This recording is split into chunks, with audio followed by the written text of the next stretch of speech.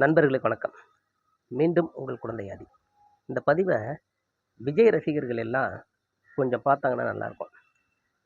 உங்களுக்கு பிடிக்கலனாலும் பரவாயில்ல, கொஞ்சம் காது கொடுத்து இந்த விஷயத்த கேளுங்க. ஏன்னா, உங்களுடைய விஜய் ஏமாற்றப்பட்டு கொண்டுள்ளார். சில பேரால அ தான் ஏமாற்றப்படுகிறோம் என்பதே தெரியாமல் விஜய் வந்து இருக்கிறாப்ல. இது எப்ப விஜய் மற்றும் நீங்களும் எப்ப புரிஞ்சுப்பீங்கன்னா, இந்த தேர்தலுக்கு அப்புறம் தான் புரிஞ்சுப்பீங்க. அதுவரை உங்களுக்கு புரியாது. தேர்தலுக்கு அப்புறம் புரிஞ்சுப்பீங்களா என்னன்னு தெரியல எனக்கு. என்னன்னா, பெரும்பாலும் நெறைய பேரு விஜய் சிஎம் ஆயிடுவாரு அப்படின்னு ஆழ் மனசுல அப்படி நம்பிக்கிட்டு இருப்பீங்க. சில பேருக்கு தெரியும். உங்க கட்சியிலேயே எல்லாருமே எந்த ஆச்சரியக்குறிலாம் கிடையாது. கொஞ்சம் புரிதல் உள்ளவர்களும் உங்க கட்சியிலேயே இருக்கிறாங்க. அ விஜய் ரசிகர்களும் இருக்கிறாங்க. அவங்களுக்கெல்லாம் தெரியும். ஆக முடியாது அப்படின்றது. ஆனா, விஜய முழுக்க முழுக்க நம்ப வச்சுட்டாங்க. ஏமாத்திட்டாங்க. அடுத்த சிஎம் நீ தான். உன்னை மிஞ்சி இங்க யாருமே இல்ல அப்படின்ட்டு ஏமாத்தி நம்ப வச்சுட்டாங்க.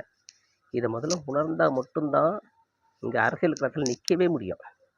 இல்லன்னா அந்த வலிய தாங்க முடியாது. ஏன்னா, ஏன் இந்த எலக்ஷனுக்கு அப்புறம் பாரு, இந்த ரசிகர்கள் எவ்வளோ பேர் கொந்தளிக்க போறாங்க அப்படின்றது தெரியும். சரி விஜய எப்படி ஏமாத்துறாங்க அப்படின்னு பார்ப்போமா? இப்ப ஆதவ அர்ஜுனா வச்சுக்கங்க. திமுகவுலேருந்து, அதிமுகவுலேருந்து, விடுதலை சிறுத்தையிலேருந்து எல்லாத்தையும் பார்த்துட்டு வந்தவர். அந்த கட்சியிலலாம் சும்மா ஒண்ணுமே இல்லாத கூட்டமா என்ன? அதெல்லாம் விட்டுட்டு, இப்ப விஜய் கூட வந்திருக்காரு. ஆதவ் அர்ஜுனாவுக்கு முக்கியமான ஒரு விஷயம் என்னன்னாக்க, தன்னுடைய சில எண்ணங்கள் தமிழ்நாட்டுல நிறைவேறணும். அதுக்கு அதிகாரம் தன் கைக்கு கீழ வரணும். ஆதவ் அர்ஜுனாவால அதிகாரத்துக்கு போவே முடியாது. அப்ப யாரால போ முடியும்னா, மக்கள் படை யாருக்கு இருக்கோ, மக்களுடைய அபிமானம் யாருக்கு இருக்கோ, அவங்களால மட்டும் தான் அதிகாரத்த நோக்கி நகர முடியும். அந்த மாரி மக்கள் படை உள்ளவங்களே தடுமாறிக்கிட்டு தான் இருக்கிறாங்க. அப்படி இருக்கும் பட்சத்துல, இப்ப விஜய வச்சு ஏதாவது பண்ணலாமான்ட்டு பார்க்குறாப்ல. இது எப்படி தெரியுமா? அ மயிர கட்டி மலைய இழுக்கிற கத. வந்தா மலை, போனா மதுரு. அந்த கத. இப்ப விஜய் ஜெயிச்சுட்டாக்க, சிஎம் ஆயிட்டாக்க, ஆதவ அர்ஜுனாவெல்லாம் புடிக்கவே முடியாதுன்னு வச்சுக்கங்களேன். அதுவே விஜய் தோத்துட்டாப்புலன்னா, ஆதவ அர்ஜுனாவுக்கு எந்த நஷ்டமும் கிடையாது. அப்படியே கட்சி தாவிட்டே போயிருப்பாப்ல. இப்ப அடுத்தடுத்து அங்க உள்ள நிர்வாகிகள்லாம் கவனிங்க. விஜய் ஜெயிச்சாலும் அவங்களுக்கு எந்த பிரச்சனையும் இல்ல. விஜய் தோத்தாலும் எந்த பிரச்சனையும் இல்ல. ஆனா பிரச்சனை முழுக்க விஜய்க்கு தான். ஏன்னா, விஜய உசுப்பேத்தி, உசுப்பேத்தி கண்ட மாதிரி பேச வச்சு மேடைக்கு மேடை, விஜய் அப்படியே அப்படியே இந்த உலகத்துக்கே ராஜாவா அப்படியே வாழ்ந்துட்டே இருக்க முடியாது. ஒரு கட்டத்துல எல்லாருமே சறுக்குவாங்க. கீழ எவ்வளோ பெரிய ஆளா இருந்தாலும் சறுக்குவாங்க. ரஜினிக்கு இல்லாத கிரேஸா? இன்னைக்கு ரஜினி எப்படி இருக்கிறாரு? இப்ப அன்னைக்கு ரஜினி இறங்கி வந்தாக்க தமிழ்நாடு முழுக்க ஸ்தம்பிக்கும் ரோட்ல. இன்னைக்கு போய் பார்க்கறதுக்கே முதல்ல ஆளு கிடையாது ரஜினிய. போயிடுச்சுல்ல. அந்த கிரேஸ் போயிடும். யாரா இருந்தாலுமே போயிடும் அது. இந்த புரிதல் வந்து வேணும். இந்த உலகத்துல இந்த புரிதல் இருந்தா மட்டும் தான் நம்ம சரியான ஒரு மனிதரா இருக்கவே முடியும். ஸோ, இப்ப விஜய சுத்தி இருந்து ஏமாத்தி, அவர பிரெயின் வாஷ் பண்ணி, அவர படுகுழியில தள்ளிக்கிட்டு இருக்கிறாங்க. மேடைக்கு மேடை அவரு பேசுற பேச்சு, இதெல்லாம் பேசலாமான்னே தெரியாம பேசி மாட்டிட்டு இருக்காப்ல. நாளைக்கு இந்த எலக்ஷன் முடிஞ்சு ரிசல்ட் வரக்குள்ள பகீருங்கும். ஒருவேளை ஆட்சி அமைச்சிட்டாப்ல, சிஎம் ஆயிட்டாப்ல அப்படின்னாக்க ஒன்றும் பிரச்சனை இல்லை. சிஎம் ஆகல, சரி ஒரு மெஜாரிட்டியா ஜெயிச்சிட்டாப்ல, கிட்டத்தட்ட ஒரு 30-40 எம்எல்ஏ கையில இருக்குன்னா கூட ஒன்றும் பிரச்சனை இல்லை. டெபாசிட் இழந்துட்டாங்க அப்படின்ற ஒரு சூழ்நிலை வந்துச்சுன்னா ரொம்ப மோசமா போயிடும் விஜயோட நிலைமை. மனோநிலையாவே ரொம்ப பாதிச்சிருவாப்ல. விஜயோட ரசிகர்கள், விஜய் மேல அக்கறை உள்ளவங்க அதை முதல்ல யோசிச்சு பாருங்க. தான் அடுத்த சிஎம்னு அனித்தரமா நம்பிட்டு இருக்கிற ஒருத்தரை தூக்கி திடீர்னு நீ எல்லாம் கிடையவே கிடையாது, நீ ஒண்ணுமே இல்லைன்ற ஒரு ரேஞ்சுக்கு ரிசல்ட் வந்துட்டாக்க அவருடைய மனோநிலை என்னவா இருக்கும்ன்றதை யோசிச்சு பாருங்க. அதனால சொல்றேன், விஜயை சுத்தி உள்ள எல்லாரும் ஏமாத்திட்டு இருக்காங்க. அந்த ஏமாத்துறதுக்கு மிகப்பெரிய உறுதுணையா இருக்கிறது அவருடைய ரசிகர்கள் கூட்டம் தான். ஏன்னா கண்மூடித்தனமா போயிட்டு அங்க கூட்டம் சேர சேர உங்களை பயன்படுத்தி விஜயை ஏமாத்துறாங்க. நீங்க அப்படி கூட்டமா அப்படி வர்றது இருக்கு இல்லையா, அப்படி அவரை கொண்டாடுறீங்கல்ல, அந்த கொண்டாட்டமே விஜய் ஏமாத்துறதுக்கு ரொம்ப வசதியா போயிடுச்சு அந்த கூட உள்ளவங்களுக்கு. பாருங்க இவ்வளோ பேர் என்ன சொல்றாங்க பாருங்க. விஜய்க்கு ஓட்டு போடலன்னா என் குடும்பத்துல எல்லாருக்கும் விஷம் வைப்பேன்னு சொல்றாங்க. என் புருஷனை விட விஜய் தான் எனக்கு பெட்டர்ன்னு சொல்றாங்க. அவரை பார்த்தா போதுன்றாங்க. ஏன்னா அவருக்காகத்தான் நான் வாழ்றேன்றாங்க. இந்த மாதிரியான விஷயங்கள்லாம் என்ன ஆகுது? இந்த கூட ஏமாத்துறாங்கல்ல, அவங்களுக்கு நல்ல வசதியா போயிடுது. விஜயை நம்ப வைக்கிறதுக்கு. ஒண்ணும் இல்ல. எனக்கு ஒரு புரிதல் என்னன்னாக்கா, இந்த விஜய் ரசிகர்கள்லாம் ஏன் இப்படி இருக்காங்க? அப்படின்னு கொஞ்சம் யோசிச்சு பார்த்தேன். அஜித் ரசிகரையும், விஜய் ரசிகரையும் கம்பேர் பண்ணோக்க, இந்த அஜித் ரசிகர்கள்ட்ட ஒரு கட்டுக்கோப்பு இருக்கு. ஆனா விஜய் ரசிகர்கள்ட்ட இல்ல. இப்ப அஜித் போய் எல்லாரையும் அங்க போயிட்டு அடக்கி, இப்படி இரு, இப்படி இருன்னு எல்லாருக்கும் சொன்னாரா? அவங்கள்ட்ட எப்படி அந்த கட்டுப்பாடு வந்துச்சு? விஜய்ட்ட ஏன் விஜய் ரசிகர்கள்ட்ட ஏன் இது இல்ல? விஜயும் நீ இப்படி தற்குறித்தனமா பண்ணு, நீ ஏறு, போஸ்ட் மரத்துல ஏறு, குதி குதின்னு சொன்னாரா? அவரும் அதெல்லாம் சொல்லல. ஆனா இந்த கும்பல் மட்டும் ஏன் இப்படி இருக்கு? அப்படின்னு பார்த்தாக்க, எனக்கு ஒண்ணு தோணுது.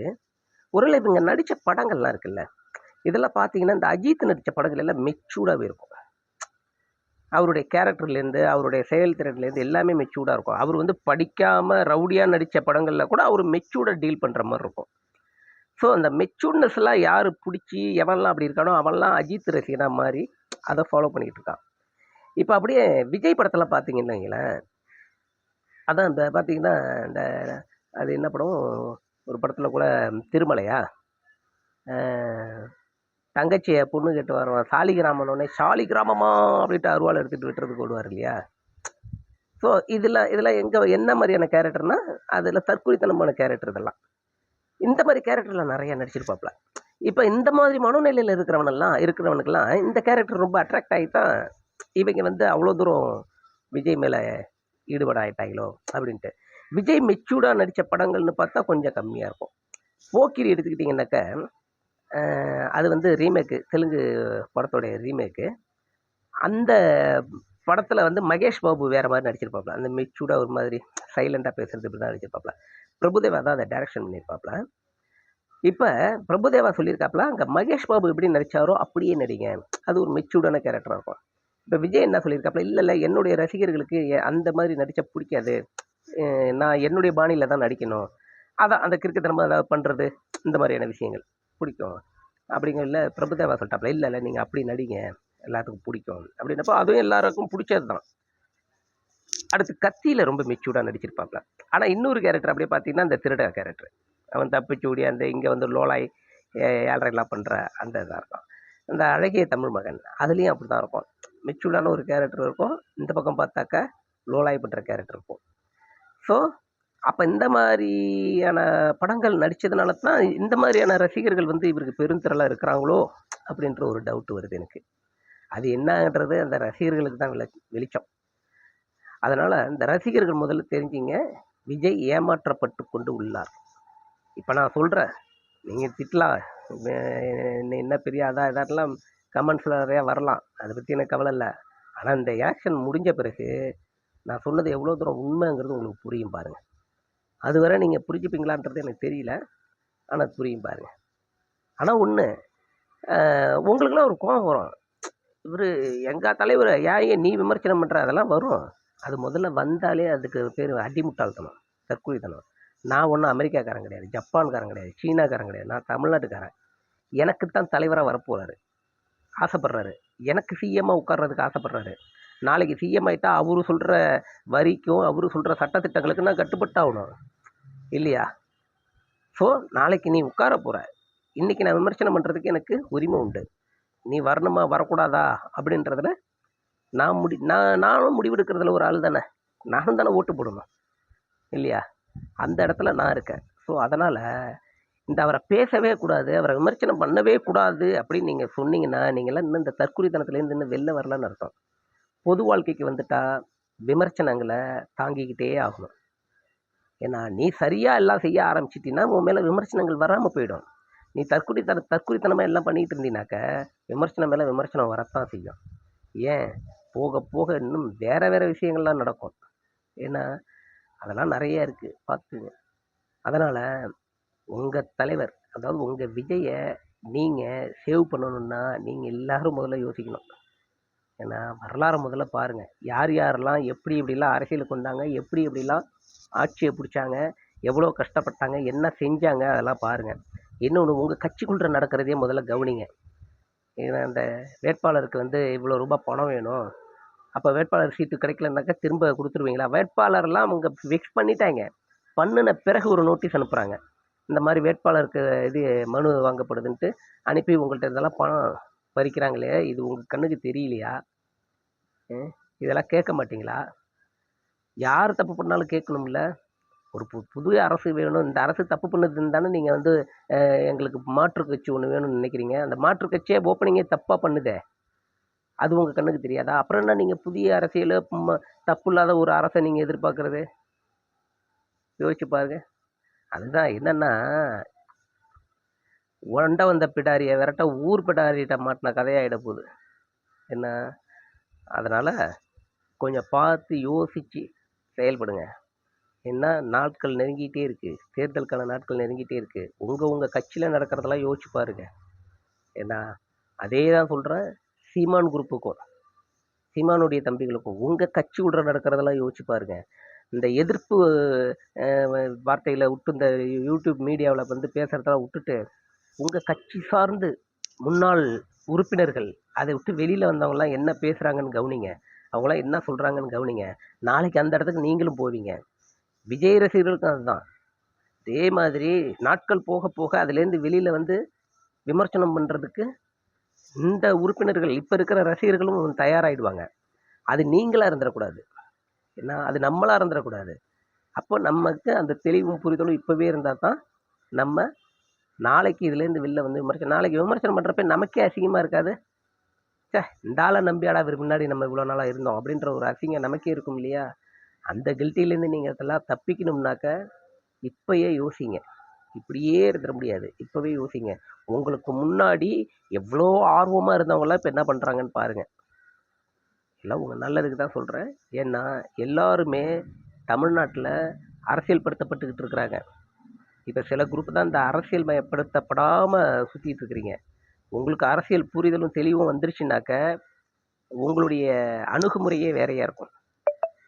உங்களை யாரும் தற்குறின்னு சொல்ல மாட்டாங்க, முட்டாள் கும்பல்னு சொல்ல மாட்டாங்க. ஏன்னா முதல்ல உங்களை நீங்கள் முதல்ல பெரிய ஆளாக முதல்ல பாருங்கள். நாளைக்கு இது எனக்கு ஒன்றும் புரியல, கொஞ்சம் பணம் வந்துட்டா அவன்லாம் பெரிய ஆள், அவன்லாம் உத்தவனா? கஞ்சா விற்றுக்கிட்டு கேஸ்லாம் வாங்கிட்டு இருந்தவன் ஜக்கி வாசுதேவ். இன்னைக்கு அந்த ஆள்கிட்ட கோடி கோடியாக இருக்குது. அதனால் அவர் பெரிய ஆளா? அப்போ அதே போல் அது நித்யானந்தா ஒன்றுமே இல்லாமல் கிட்டத்தட்ட ரஞ்சிதா மேலே அவ்வளோ ஆசைப்பட்டு ரசிகராக இருந்தவன் நித்யானந்தா. இன்னைக்கு பணம்லாம் குமிஞ்சிச்சு. ரஞ்சிதா அங்கேயே போய் அடைக்கலாம் ஆயிடுச்சு நித்யானந்தா கூடவே. இப்போ பணம் இருந்துட்டா போதுமா? ஒரு பண்பு வேணாமா? ஒரு தலைவனாகிறதுக்கோ இந்த நாட்டுக்கு அதிகாரத்தை கையில் எடுக்கிறதுக்கோ ஒரு பண்பு, ஒரு ஒழுக்கம் அதெல்லாம் வேணாமா? பணம் மட்டுமே போதுமா உங்களெல்லாம் ஆள்றதுக்கு? நாளைக்கு வந்து எனக்கு இப்போ ஒரு 10,000 கோடி இருந்துட்டாக்கா அப்போ நான் தலைவனாகிடலாமா? இங்கே ஒரு பண்பு வேணும், ஒரு நடத்தை வேணாம், ஒரு புரிதல் வேணாம், இந்த தமிழகத்தை பற்றி வரலாறு பற்றி புரிஞ்சிருக்க வேணாம். யார் வேணாலும் வந்துடலாமா? யார் வேணாலும் வந்தால் தூக்கி தலையில் வச்சுட்டு கொண்டாடுவீங்களா? என்ன அது புரிதல் இல்லாமல்? யோசிச்சு பாருங்க. இவரை நம்ம ஏன் தூக்குறோன்ற ஒரு விஷயம் இருக்குல்ல, அது யோசிக்கணும்ல. என்ன செஞ்சாரு நம்ம தூக்குறதுக்கு? அது இருக்குல்ல. அட்ராக்ஷன் வேற, கிரேஸ் வேற. அதுக்காகலாம் நம்ம வந்து தூக்கி வச்சுட்டு கொண்டாடிட்டு இருக்க முடியாதுல்ல. எப்போ இந்த புரிதல் எல்லாத்துக்கும் வரும்னு தெரில. நன்றி.